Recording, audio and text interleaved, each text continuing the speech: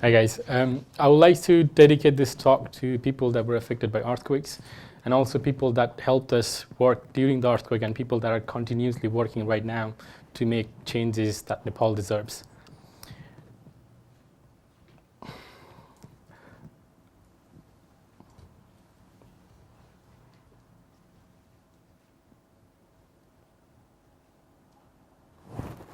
Just give me a moment.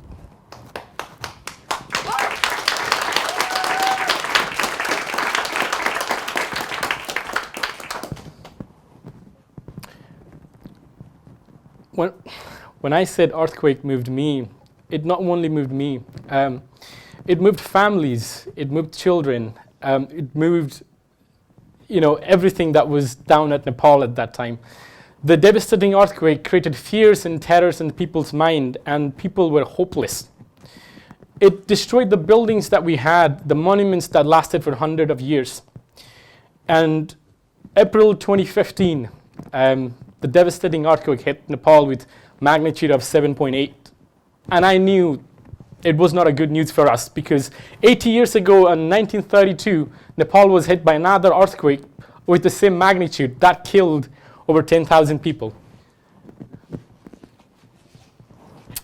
And I knew the aftermath will be absolutely shocking for all of us. So when I heard the news, I started calling everyone that I knew back in my country, and no one was answering their phone. And I had a chance to talk to my mother, and my mother said, the earthquake trapped your grandfather as well. Now at that point, I had no idea how to react.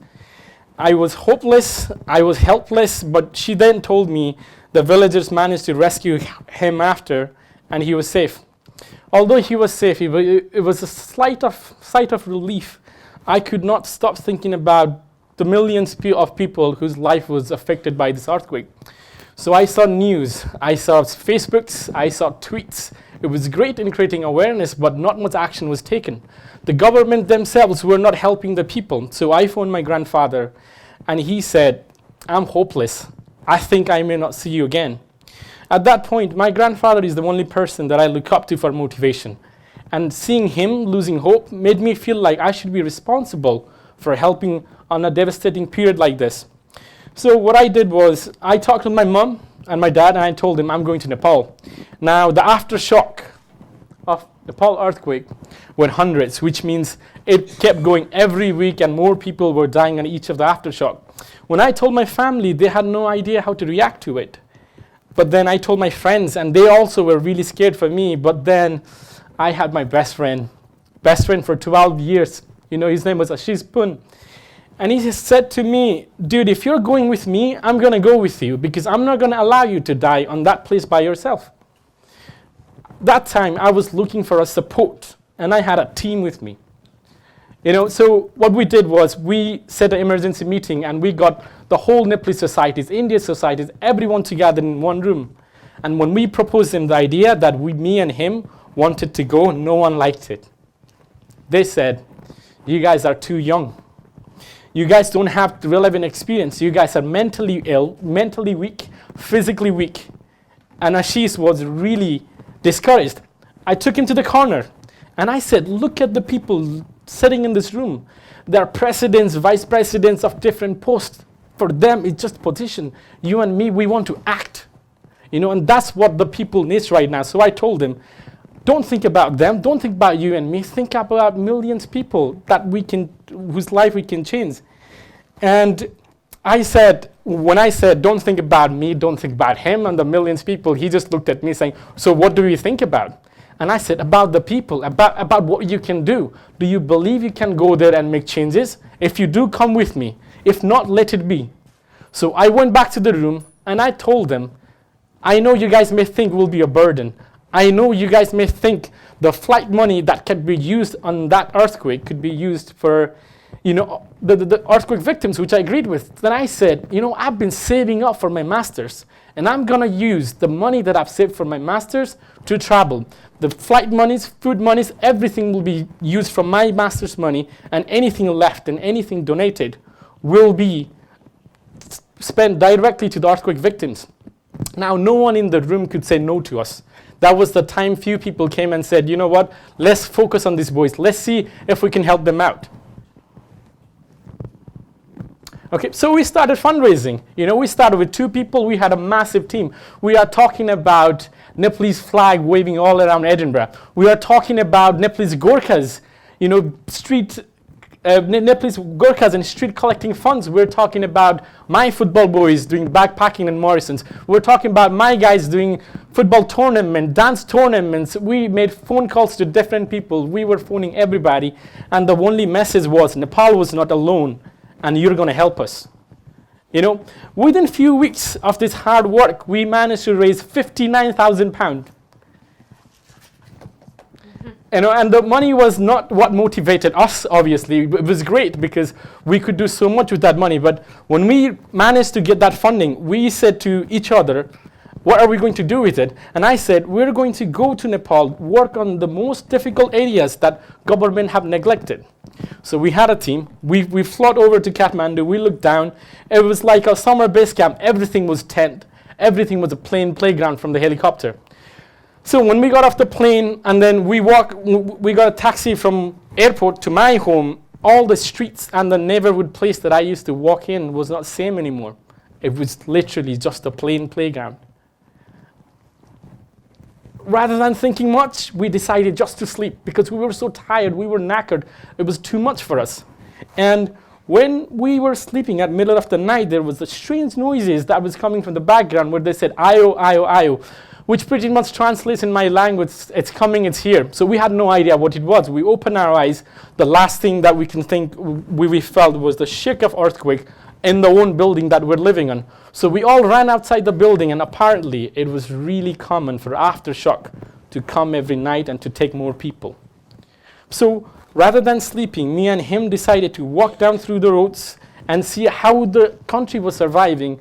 You were talking about everyone sleeping on the tents, people sleeping just on streets, and the crime rate went a lot higher. People's houses were getting vandalized. People sleeping on streets were getting attacked. The rescue workers were getting the rescue material snatched because everyone was hungry. They wanted something. People used alcohol and drugs as a mean to ease pain, and we knew country was in a lot of trouble and we better start acting right there. So the following morning, we met our volunteering coordinator, and I said to him, we're going to go to places that you have not took anyone. We are going to places that the government have not reached. And he said, you guys are from UK, you guys should probably settle down with the area first. And I said, we've got a lot of money, and if you're not going to take us there, we're going to take this money to somewhere else and do the project, because we came here to make the change. We did not came here to disappear on this crowd. So without thinking, we work on 12 different projects. And today, I'm not going to go and talk about all 12 projects. I'm going to talk about 2 projects that literally changed the way I thought about life, the way I perceived life. Okay, the very first project Balgaun. Now, this place was really isolated because it was really far from cities and government did not have time to get there.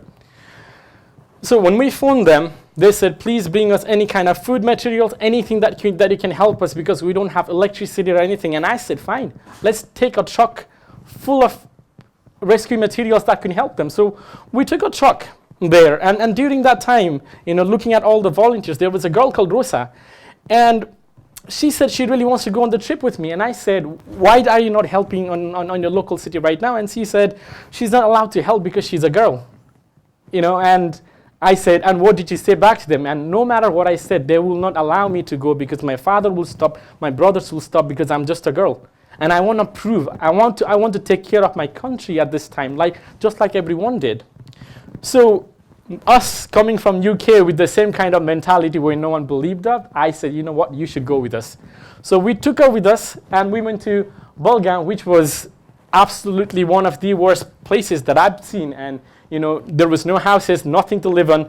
So we phoned the villagers and we said, we're coming very far from this place. I would really appreciate if you can get your village people to collect some of the materials, because from where our truck stopped, we had to walk for a further 5 hours. So they brought children, they brought old women, they brought all these ill people. And I was like, where are all your young people with strength? And they said, most of them have fled the country for education.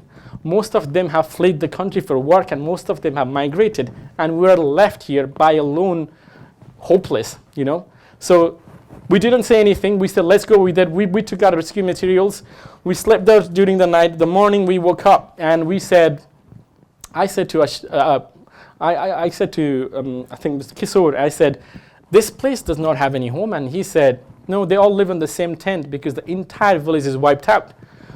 The only survival kits that we have is the tents that we bring out here. So the first thing for me was to get the solar panel installed. So what we did was we installed solar panels on few parts of the villages so they can contact their children that were away in different countries saying what was the situation. Then the clean water was really essential, so we started building water tanks in different parts of the villages. And then personal hygiene was a big issue, so we were building toilets.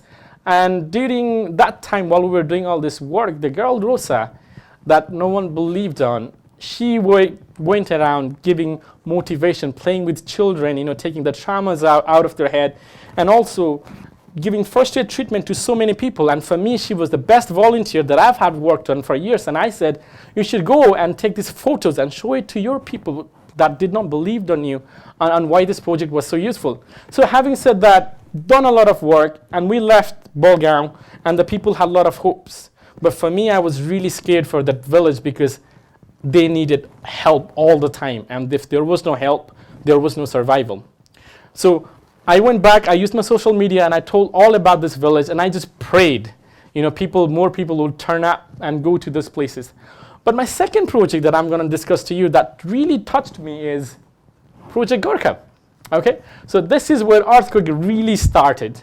Okay, this is the place where government neglected for 6 days with no communication, no support whatsoever. On the 6th day, the government decided to drop bags of rice and bags of noodles through the helicopter because it was too risky for them to go. So I said, that's the place I want to be in. So when I phoned the headmaster, I was expecting them to say loads of bags of rice, oil, salt, all these things that they need. And he phoned me and he said, Manish, if you're serious about coming here, bring down stationary materials, bring down desks and benches, because that's what our students need right now. We do not want your food materials. I was really shocked at this point because I thought everyone needed food for survival, yet they were so much worried about the education. So without asking anything, I took the measurement, I designed the whole desk myself, and we took 2 trucks filled with this all stationary materials to Gurkha. So I told my friends, I was like, we're really screwed because we have 2 big trucks and we're going to have to carry this for hours. Guess what? We didn't. The truck actually stopped right next to the school. And I was really surprised, and the headmaster came down and he greeted me, and I said, I thought your village was massively affected. And he said, yes, it was. But did you not read the news? The government neglected us for 6 days. We don't rely on people here. All my students here, all the family that you see here, we work every day. We're doing agriculture. So you'll see it all tomorrow. Take a rest. And then I was basically having dinner at this place full of students, and I said, what is this place about? And I think I should be able to point it out. Okay, I said, what is this place all about? And he said, well, this place that you see right here, these children don't have any fathers or mothers. They have nothing but us, but they want to study. And they have been scoring 87, 88% on their exams, and we don't want them to, discouraged from their education. So they were providing free food, free education on times like this, and making sure all children were getting their type of education. So the morning, I was sleeping, I was really tired, and then the headmaster knocked and said, we really need to go. And I said, hey, listen, it's only 5 o'clock. And he said, we need to go. And then I walked with him and I said, am I not going to teach this school? And they said, yeah. And then when I went to school, I was really surprised because you had people that were 6-year, 7-year-old staying in school about to start. And I said, what is this all about? And if you see the photos on this one here, the reason why we had to start the school at 6 o'clock was during the daytime, the sun will heat and the student would not be able to cope under the deep heat. So they basically told us this is the only time we can teach them. So the children were walking for 2-3 hours and then getting the studies at 6 o'clock in the morning. That really made me reflect my life that I had in UK and those children that were 6-7-year-old. So, after we finished helping the school, the The head teacher had a schedule. He made all of his, carry all the rescue materials. He made all of his be part of building schools. And then he also said we should head into agriculture now. So the entire villages were developing itself without, relying on anyone. And I was there. I was planning to be there for 2 days. My team left, and I said, you know what? I want to stay here for another 8 days. I'm going to stay here for 10 days. I'm going to finish Project Gurkha, and I'll come back. And within 10 days, we literally changed the shape of entire village. We got in contact with different organizations that helped us. And the reason why I had to compare Balgaun and Project Gurkha with you is not to show, how hard work it was, but for you guys for me to reflect on a village that was left hopelessly and their only hope was people and more funding, while the second village that was affected a lot worse, they decided to act. They said, we're not going to allow you to tell us, we're not going to allow the government to tell us what's going to happen with our future and our children. Okay, so talking back into the context, I want to ask a question to the people in this room. How many of you in this room have been told you can't do this because you're either too young, you don't have the relevant experience, you're not mentally ready, physically ready? I just want like show of hand in this room if anyone had that kind of experience. Exactly, and why do we allow them to create limitations? The decision that we make here does not affect the people that tells you what you can do. So why allow them to decide our future? I'll give you a really good example of one of the kid who I was following during the whole time, and I was talking to him. It was 7. We had a lot of good chats, and I said, what do you want to be when you grow up, man? And obviously he said in Nepalese, okay, this is a translation. And he said, I want to be like my teacher so I could help others to have education. Now, this is the kid that used to get up around 5 in the morning, come to school, study, go home, and he used to put on repeat. He didn't allow any of his parents or anyone to tell you what you should be doing. It was set in his head. This is what he wanted to do. And, out of the whole talk, there's one thing that I want you to take out from today. It is because background, experience and age barriers should not be a limit to what you're capable of. See, if I allowed the people that said, I can't do it, if my best friend allowed the people that I said, that they said, we can't do it, Nepal project would have been impossible. I'm standing here as a capacity of your future elect president. That would have been impossible. I've graduated from computing. Every time people say no to me, I always said, my friends used to say, Manish, I can't do it. And I said, find a ways to do it. Because those people that are discouraging you, those people that are pulling your leg, they are not going to be part of this life anyway. Are you really going to tell your children really proudly that this is the dream that you want to pursue, but you didn't do it because you're too scared? Because you're going to have children tomorrow, and they will have to have the dream that they want to follow on, but they're going to have the same mentality because you have the same mentality. Everyone in this room, the only limitations that should be with you is your mind. Anything is possible. And that's what that 7-year-old kid and Nepal earthquake taught me. Thank you.